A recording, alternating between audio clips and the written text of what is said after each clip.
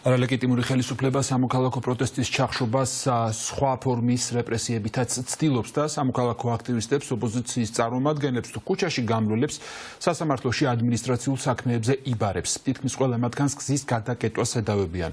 ნაწილს სასამართლოში პირდაპირ დღესვე იბარებენ. ჟანა აკოფაშვილი მოგვიყვება რუსული რეჟიმის ახალი რეპრესიების შესახებ. ჟანა, გისმენთ. დიახ, მიშა, 13 იანვარს ბათუმის საქალაქო სასამართლოში სამი ოპოზიციონერი პოლიტიკოსია დაბარებული.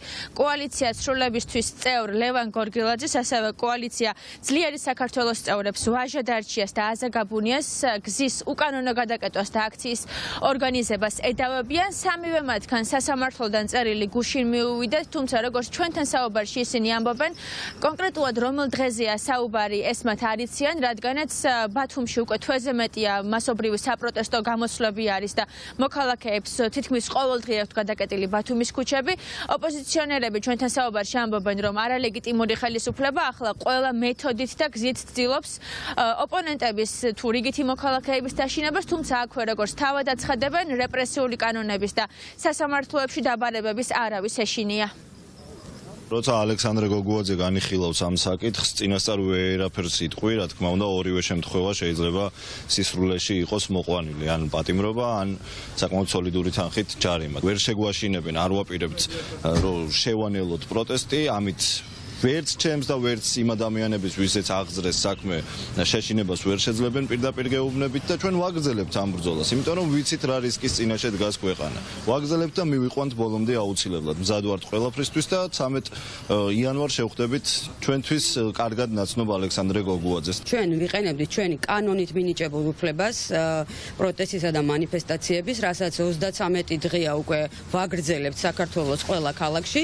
იმ დღესაც ასევე ვიყავით შეკრებილები და რაცაც თვითონ აკეთებენ, ეს არის მცდელობა იმის, რომ დააშინონ ადამიანები და გაატარონ რეპრესიები, ვერ მოახერხეს ქართული საზოგადოების გაჩერება და ამ მხრივ ცდილობენ, რომ დაშინების მეთოდი გამოიყენონ იმისთვის, რომ ადამიანები დააშინონ, მაგრამ კიდევ ერთხელ მინდა მოუწოდო მათ, რომ ჩვენ ამით ვერ შეგვაშინებთ, რაც უფრო მეტად შეეცდებით ადამიანების გაღიზიანებას, მით უფრო მეტი ადამიანი გამოვა ქუჩაში. გუშინ დამირეკეს საქალაქო სასამართლოდან და მითხრეს, რომ 174 მუხლით მედავებიან გზის გადაკეტვას და აქციის ორგანიზატორობას. ოღონდ ამ აქციების ერთადერთი ორგანიზატორი ვინც არის, ეს არის ქართული ოცნება, იმიტომ რომ მისი გადადგმული ნაბიჯების შედეგად გამოვიდა ეს ხალხი გარეთ.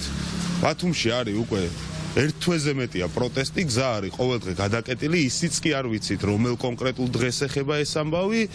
ვაპირებთ, რომ დეტალებში გავარკვეთ, რა თქმა უნდა, სასამართლოზეც მივალთ.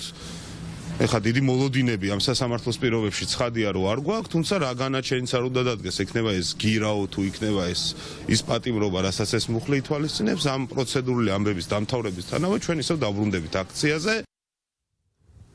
სასამართლოებში დაბარებების გარდა აქციის მონაწილეების წინააღმდეგ, რომლებიც უკვე 33 დღეა ქუჩაში დგანან, ოცნების არალეგიტიმურმა ხელისუფლებამ მათ წინააღმდეგ არაერთი რეპრესიული თუ სადამსჯელო კანონია ამოქმედა, თუმცა ყველა თანხმდება იმაზე, რომ რეჟიმმა რა კანონიც არ უნდა მიიღოს, უკან დახევას არავინ აპირებს.